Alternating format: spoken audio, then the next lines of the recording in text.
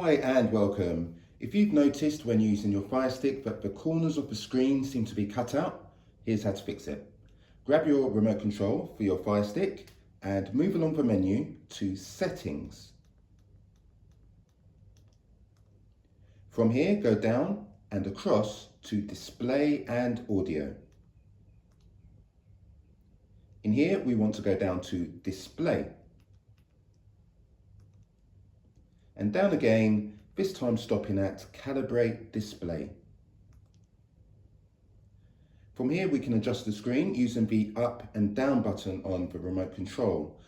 As it says here, press up and down to adjust the display so that the arrows are completely visible. So let's press the down button to bring the arrows in, just so you can see the tip at the end of the screen. Don't worry if you go too far, you can use the up button to readjust. Once you're happy, click on Accept. You can go back home, check out your show, and you will now know that the borders will be within the screen. So I hope you found this video useful, and if you have, please check out some of my other videos on the Firestick. Leave this one a thumbs up, and I'll catch you in the next video. Have a great day ahead.